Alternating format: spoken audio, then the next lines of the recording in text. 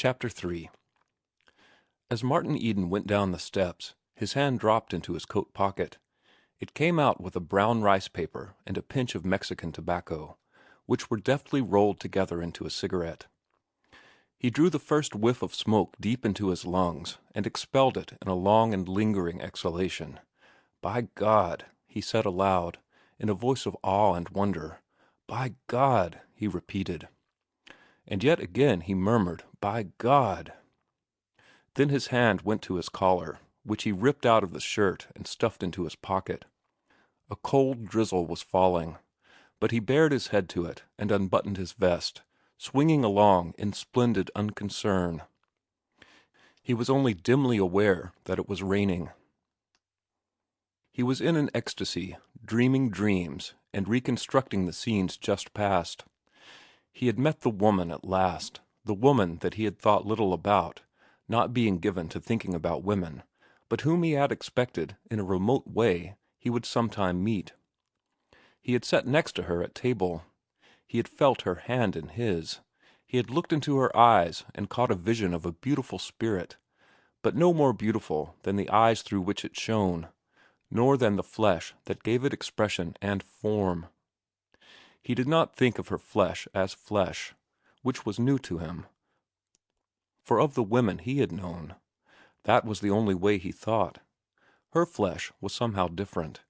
He did not conceive of her body as a body, subject to the ills and frailties of bodies. Her body was more than the garb of her spirit. It was an emanation of her spirit, a pure and gracious crystallization of her divine essence. This feeling of the divine startled him. It shocked him from his dreams to sober thought. No word, no clue, no hint of the divine had ever reached him before. He had never believed in the divine. He had always been irreligious, scoffing good-naturedly at the sky pilots and their immortality of the soul. There was no life beyond, he had contended. It was here and now, then darkness everlasting. But what he had seen in her eyes was soul, immortal soul that could never die. No man he had ever known, nor any woman, had given him the message of immortality, but she had.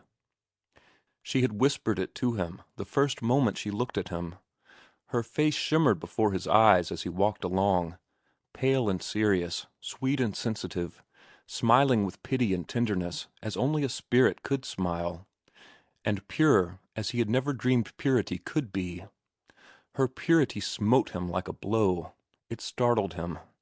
He had known good and bad, but purity, as an attribute of existence, had never entered his mind. And now, in her, he conceived purity to be the superlative of goodness and of cleanness, the sum of which constituted eternal life, and promptly urged his ambition to grasp at eternal life. He was not fit to carry water for her, he knew that. It was a miracle of luck and a fantastic stroke that had enabled him to see her and be with her and talk with her that night. It was accidental. There was no merit in it. He did not deserve such fortune. His mood was essentially religious. He was humble and meek, filled with self-disparagement and abasement. In such frame of mind, sinners come to the penitent form. He was convicted of sin. But as the meek and lowly at the penitent form catch splendid glimpses of their future lordly existence, so did he catch similar glimpses of the state he would gain to by possessing her. But this possession of her was dim and nebulous, and totally different from possession as he had known it. Ambition soared on mad wings, and he saw himself climbing the heights with her, sharing thoughts with her, pleasuring in beautiful and noble things with her. It was a soul possession he dreamed, refined beyond any grossness, a free comradeship of spirit that he could not put into definite thought. He did not think it. For that matter, he did not think at all. Sensation usurped reason, and he was quivering and palpitant with emotions he had never known, drifting deliciously on a sea of sensibility where feeling itself was exalted and spiritualized and carried beyond the summits of life. He staggered along like a drunken man, murmuring fervently aloud, "By God! By God!" A policeman on a street corner eyed him suspiciously, then noted his sailor roll. "Where did you get it?" the policeman demanded. Martin Eden came back to earth. He was a fluid organism, swiftly adjustable, capable of flowing into and filling all sorts of nooks and crannies. With the policeman's hail, he was immediately his ordinary self, grasping the situation clearly. "It's a beaut, ain't it?" he laughed back. "I didn't know I was talking out loud." "You'll be singing next," was the policeman's diagnosis. "No, I won't. Give me a match and I'll catch the next car home." He lighted his cigarette and said good night and went on. "Now wouldn't that rattle you?" he ejaculated under his breath. "That copper thought I was a drunk." He smiled to himself and meditated. "I guess I was," he added. "But I didn't think a woman's face'd do it." He caught a Telegraph Avenue car that was going to Berkeley. It was crowded with youths and young men who were singing songs and ever and again barking out college yells. He studied them curiously.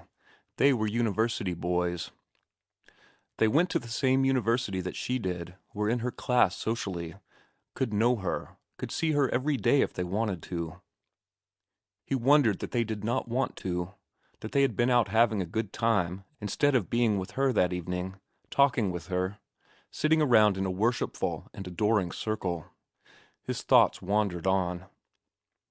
He noticed one with narrow-slitted eyes and a loose-lipped mouth. That fellow was vicious, he decided. On shipboard he would be a sneak, a whiner, a tattler. He, Martin Eden, was a better man than that fellow. The thought cheered him. It seemed to draw him nearer to her. He began comparing himself with the students.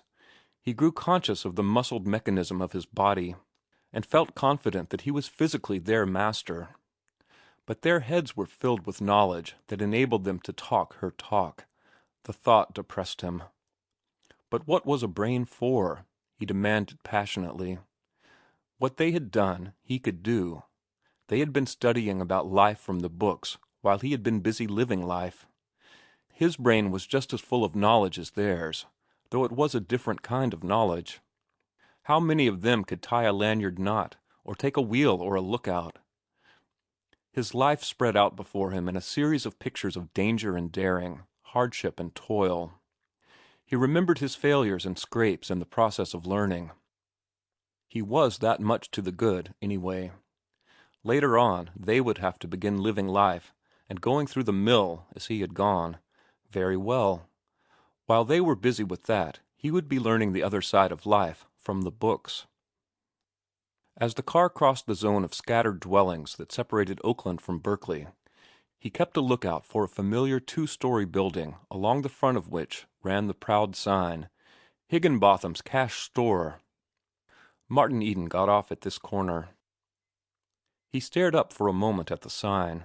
It carried a message to him beyond its mere wording. A personality of smallness and egotism and petty underhandedness seemed to emanate from the letters themselves. Bernard Higginbotham had married his sister, and he knew him well. He let himself in with a latchkey and climbed the stairs to the second floor. Here lived his brother-in-law. The grocery was below. There was a smell of stale vegetables in the air. As he groped his way across the hall, he stumbled over a toy cart, left there by one of his numerous nephews and nieces, and brought up against a door with a resounding bang. The pincher, was his thought, too miserly to burn 2 cents worth of gas and save his boarders' necks. He fumbled for the knob and entered a lighted room where sat his sister and Bernard Higginbotham. She was patching a pair of his trousers, while his lean body was distributed over 2 chairs, his feet dangling in dilapidated carpet slippers over the edge of the second chair. He glanced across the top of the paper he was reading, showing a pair of dark, insincere, sharp-staring eyes. Martin Eden never looked at him without experiencing a sense of repulsion. What his sister had seen in the man was beyond him. The other affected him as so much vermin, and always aroused in him an impulse to crush him under his foot. "Some day I'll beat the face off of him," was the way he often consoled himself for enduring the man's existence. The eyes, weasel-like and cruel, were looking at him complainingly. "Well," Martin demanded, "out with it." "I had that door painted only last week," Mr. Higginbotham half whined, half bullied. "And you know what union wages are. You should be more careful." Martin had intended to reply, but he was struck by the hopelessness of it. He gazed across the monstrous sordidness of soul to a chromo on the wall. It surprised him. He had always liked it, but it seemed that now he was seeing it for the first time. It was cheap, that was what it was, like everything else in this house. His mind went back to the house he had just left, and he saw, first, the paintings, and next, her, looking at him with melting sweetness as she shook his hand at leaving.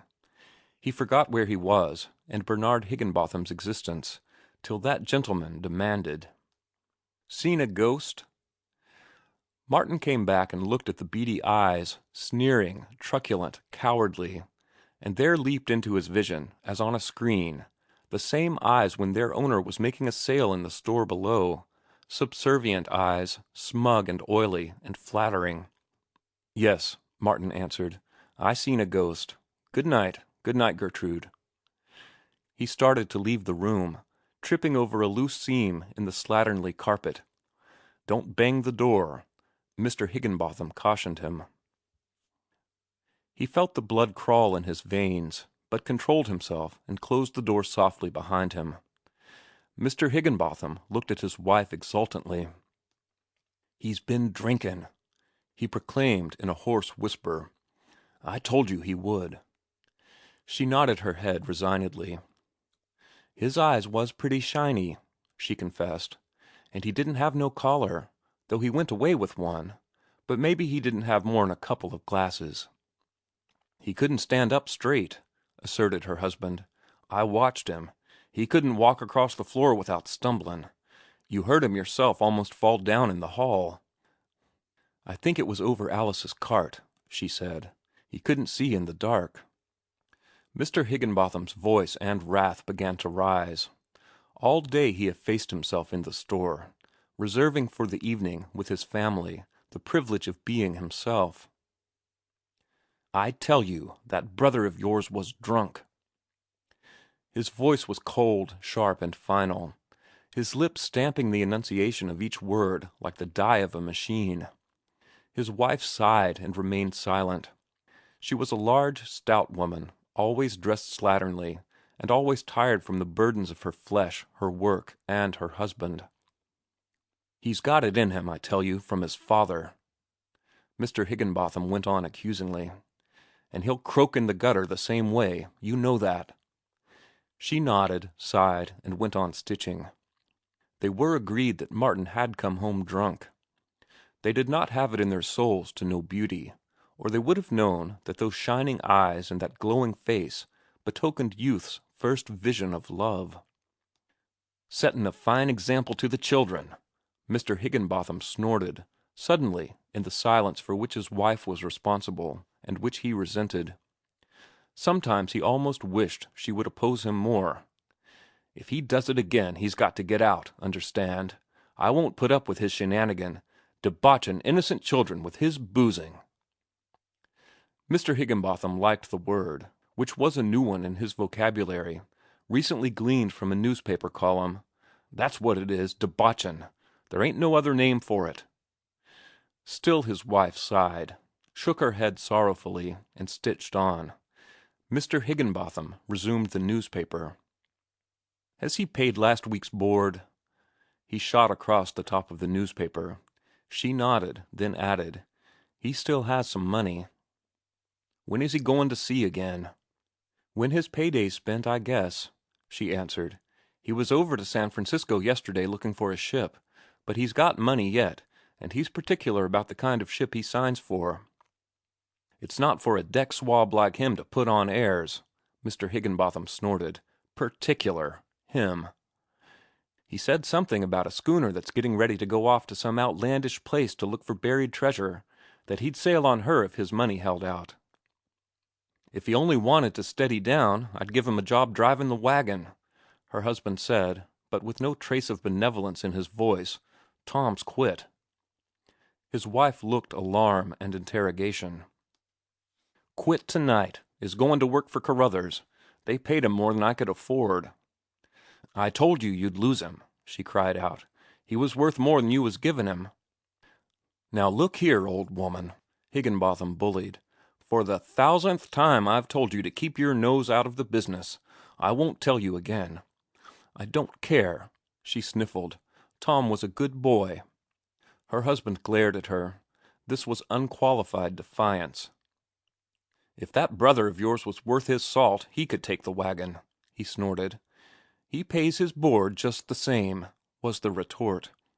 And he's my brother, and so long as he don't owe you money, you've got no right to be jumping on him all the time.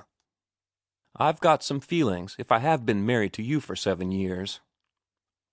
Did you tell him you'd charge him for gas if he goes on reading in bed? He demanded. Mrs. Higginbotham made no reply. Her revolt faded away, her spirit wilting down into her tired flesh. Her husband was triumphant. He had her.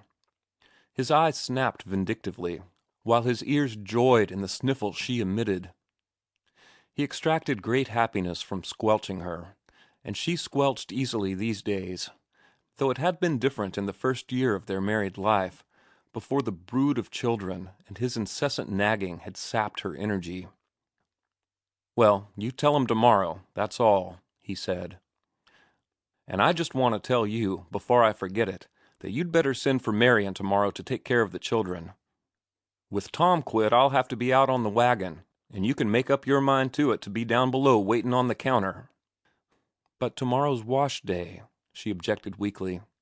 Get up early then and do it first. I won't start out till 10 o'clock. He crinkled the paper viciously and resumed his reading. End of chapter 3.